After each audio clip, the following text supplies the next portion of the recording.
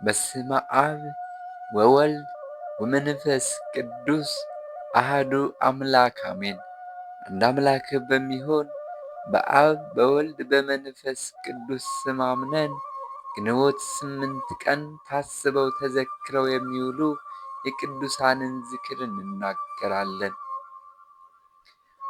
አቤቱ ዓይኖቻችንን ወደ አንተ እናንጋጥጣለን፣ ልቦናችንን እንሰቅላለን፣ ሕሊናችንንም ከፍ ከፍ እናደርጋለን። አንተ በባሕርይ ጸንተህ የምትኖር ነህ። ቅድመ ዓለም የነበርክ ዓለምን አሳልፈ ለዘላለም የምትኖር አንተ ነህ። ዳርቻ የሌለ መጨረሻም መጀመሪያም የሌለ የሚያስገኝህ የሌለ ሊያይህም የሚችል የሌለ አንተ ብቻ ነህ። አንተ ራስህን ትመረምራለህ።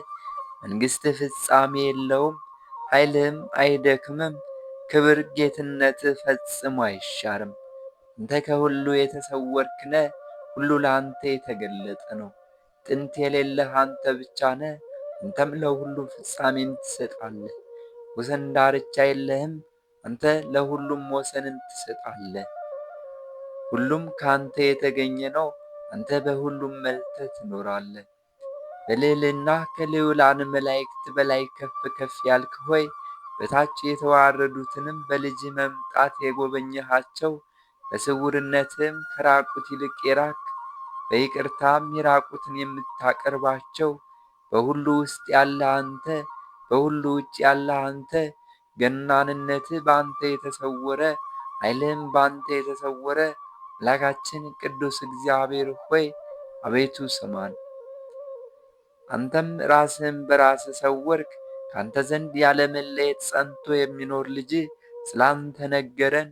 እርሱ ካንተ አካል ዘእማካል ባሕርይ ዘእምባሕርይ የተወለደ ልጅ ዜናህን ለእኛ ነገረን። አንተ እንደወለድከው ለዘላለሙ ክቡር ነው። አንተም ራስህ ስለ እርሱ ነገርከን። በእውነት ልጅህ እንደሆነ አንተም በእውነት አባቱ እንደሆንክ በቃልህ ምስክሩ አንተ ነህ። ከልጅ ጋር ለአንተ እንሰግድልሃለን። እርሱም ከወለደው ጋር ክብር ምስጋና ይገባዋል።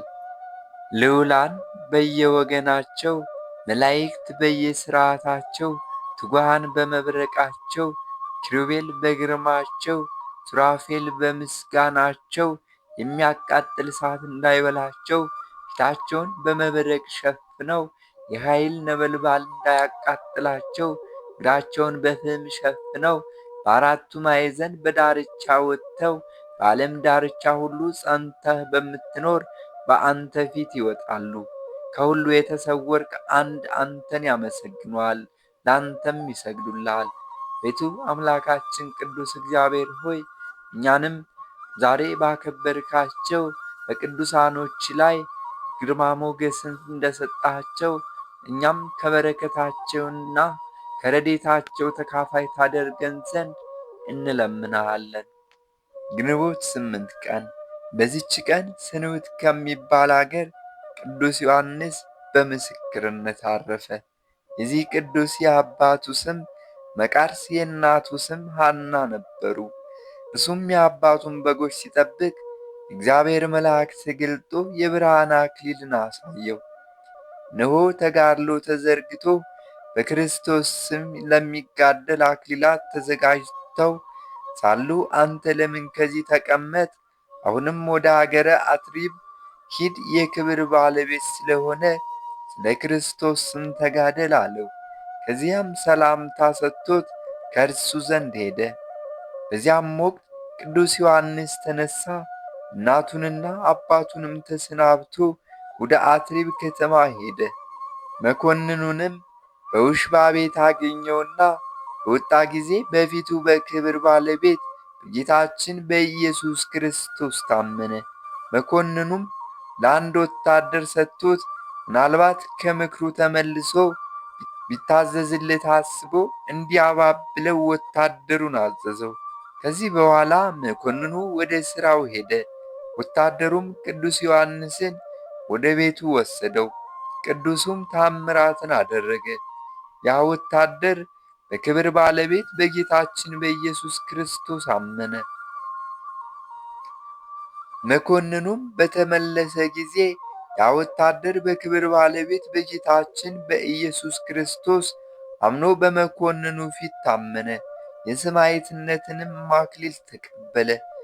ከዚህ በኋላም ቅዱስ ዮሐንስን እንዲያሰቃዩት መኮንኑ አዘዘ። በዓይነቱ በሆነ ሥቃይም አሰቃዩት። እግዚአብሔርም ያጸናውና ያስታግሰው መልአኩንም ልኮ ቁስሎቹን አድኖ ያለ ጉዳት በደህና ያነሳው ነበር። ከዚህ በኋላ ወደ እንዴናው ከተማ ላከው። በዚያም ታላቅ ሥቃይን አሰቃዩት። መኮንኑም ማሰቃየቱን በሰለቸ ጊዜ ራሱን በሰይፍ እንዲቆርጡ አዘዘ። የሰማዕትነትንም አክሊል ተቀበለ። የአቅፋሲ ዮልዮስም ሥጋውን ወስዶ ገነዘው፣ ወደ አገሩ ስንሁትም ላከው። የአገሩ ሰዎች ሁሉ ወጥተው በፍጹም ደስታ ተቀበሉት። ከማዕጠንት ጋር እየዘመሩና እያመሰገኑ በቤተ ክርስቲያን ውስጥ አኖሩት። ከሥጋውም ብዙዎች ድንቆች ተአምራት ተገለጡ። እግዚአብሔር ምስጋና ይሁን። እኛንም በአማላጅነቱ ያድነን፣ በረከቱም ከእኛ ጋር ትኑር ለዘላለሙም አሜን። በዚህች ዕለትም የክብር ባለቤት ጌታችንና መድኃኒታችን ኢየሱስ ክርስቶስ ከእኛ በነሳው ሥጋ ከአባቱና ከመንፈስ ቅዱስ ጋር ወዳለው የአንድነት አኗኗሩ ከሰማያት በላይ ያረገበት ቀን ነበር። ብዙም በረቀቀ ጥበቡ በመከራው በሞቱና በመነሳቱ ሥራውን ከፈጸመ በኋላ 40 ቀን ሲፈጸም በነፋሳት ክንፍ ላይ ሆኖ አረገ። ያን ጊዜ በኪሩቤል ላይ ተቀምጦ ወጣ፣ በነፋሳትም ክንፎች ላይ ሆኖ ወጣ ያለው የዳዊት ትንቢት ተፈጸመ። በዚህም ዕርገቱ ለሚያምንበት በልዕልና ወደሚኖሩበት የሚያርጉ መሆናቸው ተረጋገጠ። ራስ ባለበት ሕዋሳት ሊኖሩ ይገባልና አዳም አስቀድሞ በምድራዊ ርስቶች በሲኦልም እንደኖረ መኖርንም እንደቀደመ እንዲሁ ዳግማዊ አዳም ጌታችን መድኃኒታችን ኢየሱስ ክርስቶስ በመንግሥተ ሰማያት ርስት መኖርን ቀደመ። ክብር ባለቤት ጌታችን ኢየሱስ ክርስቶስ ዕርገቱን ከትንሣኤው አከታትሎ ወዲያውኑ አላደረገም። መናፍቃን ዕርገቱ ምትሃት ናት ብለው እንዳያስቡ ጌታችንም በረቀቀ ጥበቡ የደቀ መዛሙርቱን ተሸብሮ የነበረ ልቦናቸውን እያጽናና መነሳቱን እያስረዳቸው ከትንሣኤው በኋላ 40 ቀን ኖረ። በጌታችንም ዕርገት የዳንኤል ትንቢት ተፈጸመ። እንዲህ የሚል ሌሊት በራእይ አየሁ፣ እነሆ ታላቅ ሰው ልጅ የሆነ መጣ፣ ዘመናትን ወደሚያስዋጃቸው ደረሰ፣ ከፊቱም አቀረቡት። የዘላለም አገዛዝ፣ ጌትነት፣ መንግሥት፣ የዘላለም ሥልጣን ተሰጠው። ሕዝቡና አሕዛቡ ሁሉ መንደር መንድረው የሚኖሩትና ነገዱም ነገሥታቱም ሁሉ ይገዙለታል። አገዛዙም የዘላለም አገዛዝ ነው። መንግሥቱም የማያልፍ የማይጠፋ ነዋሪ ነው። ለእርሱም ምስጋና ይሁን ከቸር አባቱ ሕይወት ከሆነ ከመንፈስ ቅዱስ ጋር ለዘላለሙም አሜን። በዚህች ዕለትም የአስቄጥስ ገዳም አበምኔት አባ ዳንኤል አረፈ። ይህም ቅዱስ እውነተኛ ንጹሕ ፍጹም ነው። ዜናው በሁሉ ቦታ በተሰማ ጊዜ ሹመት ያላት እንስጣስያ የመኳንንቶችን ልብስ ለብሳ ወደ እርሱ መጥታ ከእርሱ መነኮሰች። በእርሱ አቅራቢያም 28 ዓመት በበዓት ውስጥ ኖረች። እርሷ ሴት እንደሆነችም ማንም አላወቀም። ይህም ቅዱስ ስሙ አውሎጊስ የሚባለውን ሰው አየው። ይህም አውሎጊስ የወፍጮ ድንጋይ እየወቀረ ለግርሽ እየሸጠ ሁልጊዜ በመጠኑ እየተመገበ ድሆችና ጦማዳሪዎችን ይመግባቸው፣ የተረፈውንም ፍርፋሪ ለውሾች ይጥላል። ለነገ ብሎ ምንም አያሳድርም። አባ ዳንኤልም ይህንን መልካም ሥራውን አይቶ በእርሱ ደስ አለው፣ እጅግም አማረው። ለአውሎጊየስም የዚህን ዓለም ብልጽግና እንዲሰጠውና ለድሆች የሚመጸውተው እንዲጨምርለት ወደ እግዚአብሔር ለመነ። ለአውሎጊየስም ዋስ ሆነው። የሚወቅረውንም ደንጊያ ሲፈነቅል በሸክላ ዕቃ የተደፈነ ወርቅን አገኘ። ወደ ቁስጥንጥንያ ከተማ ሂዶ የንጉሥ የሰራዊት አለቃ ሆኖ ተሾመበት። የሚሠራውንም የቀደመ በጎ ሥራውን ተወ። አባ ዳንኤልም ስለ እርሱ ሰምቶ ወደ እርሱ በሄደ ጊዜ የንጉሥ ሰራዊት አለቃ ሆኖ በፈረስ ላይም ተቀምጦ ብዙ ሰራዊት አጅቦት፣ እርሱም በትዕቢት ተመልቶ የቀድሞ በጎ ሥራውንና ለድሃ መመጽወቱን ትቶ አገኘው። አባ ዳንኤልም አይቶ ታዘነ፣ ስለ እርሱ በመለመኑም ተጸጸተ። ከዚህም በኋላ የክብር ባለቤት ጌታ ኢየሱስ ክርስቶስ ለፍርድ እንደመጣ አባ ዳንኤልንም እንዲሰቅሉት ሲያዝ የአውሎጊስንም ነፍስ ከእርሱ እንዲሹ በእርሱ ምክንያት ጠፍቷልና፣ የከበረች ድንግል እመቤታችን ማርያምም የክብር ባለቤት ጌታችን ልጇ ኢየሱስ ክርስቶስን ስለ አባ ዳንኤል እንደለመነች በሌሊት ራእይ አባ ዳንኤል ራሱ አየ። በነቃም ጊዜ ደነገጠ። አውሎጊስንም ወደ ቀድሞ ሥራው ይመልሰው ዘንድ በጸሎትና በምህላ በመትጋት ወደ እግዚአብሔር እየለመነ ግብር ገባ፣ ሱባኤ ያዘ። ከዚህ በኋላ እግዚአብሔር የታዘዘ መልአክ ተገለጸለት። በፍጥረቱ ላይ በሚያደርገው በእግዚአብሔር ፍርድ ውስጥ ለመግባት በመድፈሩ ገሰጸው። በዚያም ወቅት አውሎጊዮስን የሾመው ንጉሥ ሞተ፣ ሌላ ንጉሥም ነገሰ። በአውሎጊዮስም ላይ ተነስቶ ገንዘቡን ሁሉ ወረሰ። ደግሞም ሊገድለው ፈለገው። አውሎጊዮስም ነፍሱን ለማዳን ከንጉሡ ሸሽቶ ወደ አገሩ ደረሰ። እንደ ቀድሞው ደንጊያ ይወቅር ጀመር። አባ ዳንኤልም ወደ እርሱ ተመልሶ ስለ እርሱ ያየውን ሁሉ ስለ እርሱም እንደሰቀሉትና ነፍሱንም ከእርሱ እንደፈለጉ ነገረው። በዚህ በአባ ዳንኤልም የትንቢት መንፈስ አድሮበት ነበር። ከእርሱም ብዙዎች ታላላቅ ታምራት ተገለጡ። መናፍቃን አርዮሳውያንም ከቀናች ሃይማኖት ሊያወጡት በፈለጉ ጊዜ እምቢ አለ። ያችንም የክህደት ደብዳቤ ተቀብሎ ቆራረጣት። የአርዮሳዊ ንጉሥ ወታደርም ይዞ ብዙ ስቃይን አሰቃየው። በአንዲት ዕለትም ቅዱሳት ደናግል ወደሚኖሩበት ወደ ሲያት ገዳም አባ ዳንኤልን ተመስሎ ሽፍታ ገባ። ደናግሉም በደስታ ተቀበለው፣ እግሮቹን አጠቡ። እነርሱም አባ ዳንኤል እንደሆነ አምነው የወንበዴውን የእግር እጣቢ ውሃ በረከቱን ለማግኘት በላያቸው ረጩት። በዚያም አንድ ዓይኗ የታወረ ነበረች። ውሃው በነካት ጊዜ ዓይኗ በርቶላት አየች። ወንበዴው አይቶ ደነገጠ፣ ሥራውንም ገለጠ። ንስሐ ገብቶም መነኮሰ። በበጎ ገድል ሁሉ ተጠምዶ እግዚአብሔርን አገለገለው። ጌታችንም ከዚህ ዓለም ድካም ሊያሳርፈው በወደደ ጊዜ መልአኩን ልኮለት ከዓለም የሚወጣበትን ጊዜ አስረዳው። መነኮሳቱንም ሰብስቦ በበጎ ሥራ እንዲያጸኑ አዘዛቸው። አጽናናቸው፣ አረጋጋቸውም። ከዚህም በሰላም አረፈ። እግዚአብሔር ምስጋና ይሁን።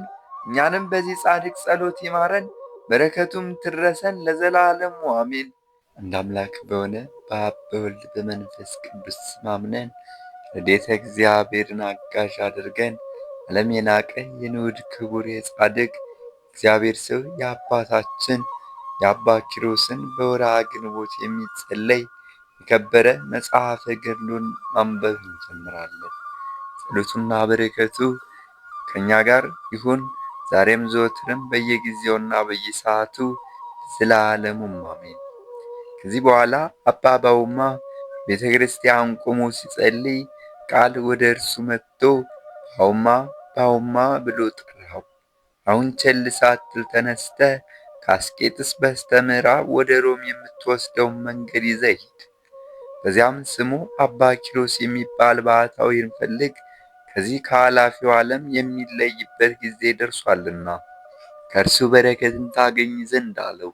ከዚህ በኋላ ባባውማ በማግስቱ ተነስቶ ቅዱሳንን ከበዓታቸው ይፈልግ ዘንድ ወደ ዮርዳኖስ ሄደ። በድንጋይ ወደ ተዘጋች አንዲት ዋሻ ደረሰ። ስለ እግዚአብሔር ብለህ ክፈትልኝ ብሎ በሯን ቆረቆረ። ባህታዊውም ከውስጥ ሆኖ አንተ ማነህ አለው። አባ ባውማም የመንፈስ ቅዱስ አገልጋይ ነኝ አለው። ባህታዊውም ከውስጥ ሆኖ ግባ አለው። አባታችን አባ ባውማ ከፍቶ በገባ ጊዜ ከራሱ እስከ እግሩ ድረስ ሰውነቱ በፀጉር የተሸፈነ ስሙ አባ አሞን የሚባል ባህታዊ አገኘ። አባ ባውማ ሆይ ወደ እኔ መምጣት መልካም ነው ብሎ ተነስቶ እጅ ነሳው። አባ ባውማም የአባ ኪሮስ በዓቱ በየት ነው አለው። አባ አሞንም ፈልግ ታገኘዋለህ አለው። አባ ባውማም አባ አሞንን በዚህ በዓት ከኖርክ ስንት ዓመት ይሆናል አለው። 67 ዓመት ነው፣ ካንተ በቀር ሌላ ሰው አላየሁም አለው። አባ ባውማም ሰላምታ ሰጥቶት ተሰናብቶት ሄደ። ዳግመኛም ከአንዲት ዋሻ ደረሰ። በሯንም አንኳኳ። ከውስጥ ያለውም አንተ ማን ነህ አለው። እሱም የመንፈስ ቅዱስ አገልጋይ ነኝ አለው። በውስጥ ያለው ባህታዊውም ከፈተለት። አባ ባውማም አባ ኪሮስ አንተ ነህን አለው። ባህታዊውም አይደለሁም፣ እርሱስ ዓለም ሁሉ የአንዲቱን የእግሩን ጥፍር የማያህል ፈጽሞ የከበረ ነው አለው። አባ ባውማም አባቴ ሆይ ስምህ ማን ነው አለው። የክርስቶስ አገልጋዮች ካህናት የሰየሙኝ ስምዖን ብለው ነው አለው። አባ ባውማም ከመነኮስክ ስንት ዓመት ይሆናል አለው። 190 ዓመት ነው አለው። ከዚች በረሃ ከገባህስ ስንት ዓመት ይሆናል አለው። 140 ዘመን ይሆኖኛል አለው። አባ ባውማም ከተወለድክ ጀምሮ በዚህ በረሃ እስክትገባ ድረስ ስንት ዓመት ሆነ አለው። 320 ዘመን ሆኖኛል አለው። አባ ባውማም በዓለማውያን ሥርዓት ኖረህ ነበርን አለው። አዎ ከሮም በመስ በኩል በዙፋን ተቀምጬ ነበር። ከኔ በታች ሰዎች ሥልጣኔን እጅ ይነሱ ነበር። እንደኔ ያሉ 6 ነገሥታት ነበሩ፣ የበላያችንም ንጉሥ ነበር አለው። አባ ባውማም በዓለም ሳለ ስንት ልጆች ወልደሃል አለው። 58 ወንዶችና 30 ሴቶችን ወልጃለሁ አለው። አባ ባውማም አድንቆ እግዚአብሔር ምን ያህል መርጦሃል አለው። አባ ባውማም አድንቆ አንተ ኪሮስ እንደሆንክ በምናመልከው በፈጣሪያችን በእግዚአብሔር አምልሃለሁ አለው። አባ ስምዖንም በዓይንህ ታየው ዘንድ አለህ፣ እኔ ግን አይደለሁም አለው። ይህን ሲነጋገሩ ከምድር እስከ አርያም ከምስራቅ እስከ ምዕራብ የሚሰማ የነጎድጓድ ድምፅ ሰማ። አባ ባውማም ይህ የሚያስደነግጥ ድምፅ ምንድን ነው አለው። አባ ስምዖንም ይህ የምትሰማው ድምፅ ኃጢአት የሰሩ የክርስቲያኖች ነፍሳት ከሲኦል እየወጡ ነው፣ ዛሬ የክርስቲያን ዕረፍት ሰንበት ነውና አለው። አባ ባውማም እነዚህ ፈጽመው ኃጢአት የሰሩ ናቸው ወይስ ጥቃቅን አለው።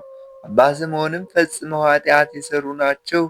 አባ ባውማም አንተ ስምህ በመንግሥተ ሰማያት ተጽፏልና ፈጽሞ ደስ ይበልህ አለው። ከዚህ በኋላ ይህ ክቡር አባት አባ ባውማ ከዚያ ወጥቶ ወደ አንዲት በረሃ ሄደ። በድንጋይ የተዘጋች አንዲት ዋሻ አገኘ። ክቡር አባቴ ልጅህን ክፈትለት ብሎ የዋሻውን በር ቆረቆረ። አንተ ማነህ የሚል ቃል ሰማ። እርሱም የመንፈስ ቅዱስ አገልጋይ የምሆን ልጅህ አገልጋይ እኔ ነኝ አለው። ባውማም አንተ ነህን አለው። እርሱም አዎ እኔ ነኝ አለው። በሩን ከፈተለት።